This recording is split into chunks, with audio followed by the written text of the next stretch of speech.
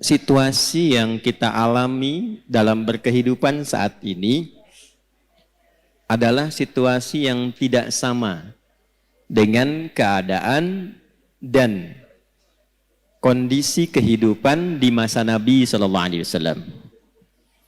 Dulu di zaman Nabi belum ada dan tidak ada media sosial. Sekarang ada. Zaman Nabi nggak ada sepeda, sekarang ada. Apalagi kereta, apalagi pesawat. Tapi ibu tidak boleh lupakan, karena Nabi ini adalah sosok istimewa utusan Allah, yang tugas pokoknya menyampaikan panduan berkehidupan pada umat terakhir yang menjalani hidup di muka bumi sampai kehidupan ini selesai. Jadi Nabi disebut oleh Allah sebagai Nabi penutup, Nabi akhir zaman, Nabi paling istimewa. Kita yang ikut Nabi juga masuk status umatnya sebagai umat akhir zaman. Karena Nabinya akhir zaman, umatnya pun umat akhir. Nah, jadi ibu ini manusia akhir zaman ini.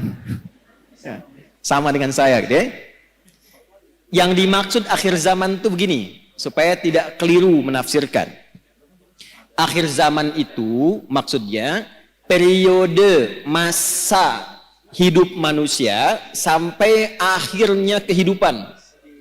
Sampai selesai kehidupan di bumi ini. Jadi dari masa Nabi sampai akhir kehidupan yang kita belum tahu kapan, itu maksudnya yang disebut dengan akhir zaman. Dengan ditutupnya oleh Nabi terakhir, dimulai masa akhir zaman sampai kehidupan selesai. Paham Ibu? Halo, paham? Nah, jadi jangan selalu diartikan kalau bicara akhir zaman besok kiamat misalnya. Ya? Nah, akhir zaman itu dari mulai Nabi diutus sampai terjadi kiamat, itu akhir, puncaknya terjadi apa? Kiamat.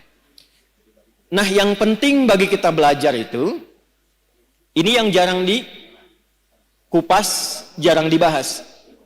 Nabi itu karena tugasnya oleh Allah ditetapkan sebagai penjelas, pembimbing, penerang, maka di antara yang beliau jelaskan itu bukan hanya hukum fikih tentang cara sholat, cara kita baca Al-Quran, cara zakat, umrah, haji, puasa, tapi juga beliau dituntun, dibimbing oleh Allah untuk menerangkan keadaan di setiap perpindahan zaman sampai akhirnya.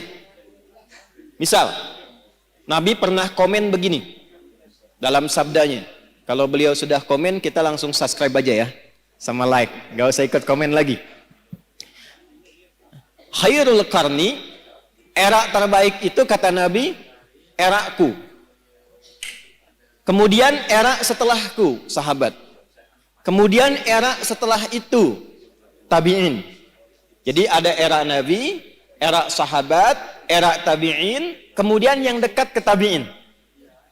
Semakin berganti eranya, akan semakin banyak masalahnya. Ada satu kalimat Nabi, nanti yang akan jadi ukuran kira-kira kita itu hidup di era yang bagaimana situasinya. Nanti kalau sudah paham, oh saya hidup ini di era yang seperti ini.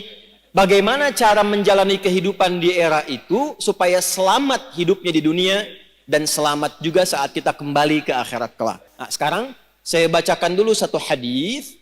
Nanti menurut Ibu kira-kira kita sudah berada di era itu atau belum? Karena di zaman Nabi itu belum terjadi. Ya, paham? Nah, kalau sudah paham, mari kita tutup kajian kita. Tenang ya Bu ya. Ya. Yuk kita bacakan hadisnya pelan-pelan. Qala Rasulullah sallallahu alaihi wasallam. Untuk menyingkat saya langsung sanadnya kepada Rasulullah sallallahu alaihi wasallam. Yushiku alla taquma as-sa'atu hatta tadhhara al-fitanu wa yakthura al-kadhibu wa yuqbada al-ilmu wa tataqarabu al-aswaqu wa yakthura al-kadhibu. Paham? Tidak. Nanti di perjalanan waktu berganti, akan muncul keadaan ganti umat, ganti umat, ganti umat sampai ke ujung dunia berakhir. Sebelum menuju itu, kata Nabi, ada satu keadaan, kondisi yang ditandai di masa itu dengan satu, tadharal fitanu, banyaknya fitnah tersebar. Wa yakthurul kadhibu, banyaknya manipulasi, sehingga sulit dibedakan mana yang benar, mana yang salah. Sedikit-dikit ada masalah. Pertentangannya makin banyak. Wa tataqarabul aswaqu, terjadi percepatan digital sehingga tandanya pasar mudah diakses. Ibu dulu kalau ke pasar naik angkot kan, naik ojek, manual, beli, pulang ke rumah ya. Sekarang diklik barangnya datang ya. Baik. Wa yataqarabuz zamanu, nanti waktu terasa cepat. Setahun seperti sebulan. Sebulan seperti sepekan. Sepekan seperti sehari. Sehari seperti sekilatan. Kayaknya baru kemarin ketemu, padahal sudah setahun. Ya, terjadi sekarang.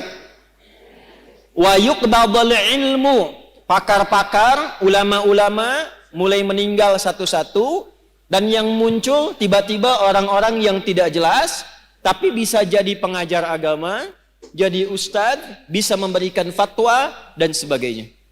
Saya tanya pada ibu, kira-kira dari 5 hal ini sudah terjadi belum sekarang? Percepatan digital, sudah ada media sosial sekarang.